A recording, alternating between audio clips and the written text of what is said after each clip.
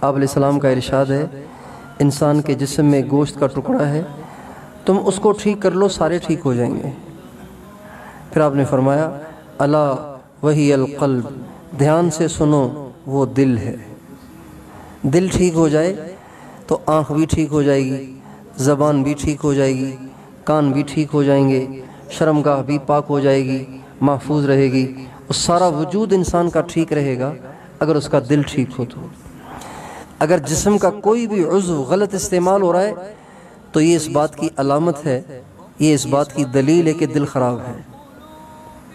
یہ نہیں ہو سکتا کہ انسان کی آنکھ تو حرام دیکھ رہی ہو اور اس کا دل ٹھیک ہو، یہ نہیں ہو سکتا۔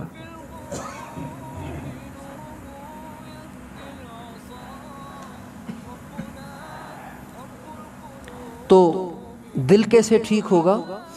آپ علیہ السلام کا ارشاد ہے لِكُلِّ شَيْءٍ صَقَالَةٌ، ہر چیز کے لیے ایک پالش ہے، اس کو صاف کرنے کا ایک ذریعہ ہے۔ جیسے کپڑوں کو صاف کرنے کے لیے صابن ہے، بالوں کو اچھی طرح دھونے کے لیے شیمپو ہے، صابن ہے، کپڑوں کو دھونے کے لیے سرف ہے، برتن کو دھونے کے لیے الگ صابن استعمال ہوتا ہے، مٹی کو استعمال کرتے ہیں، صابن کو استعمال کرتے ہیں۔ آپ علیہ السلام کا ارشاد ہے ہر چیز کو صاف کرنے کے لیے ایک چیز ہوتی ہے، اور دل کو صاف کرنے کے لیے اللہ کا ذکر ہے۔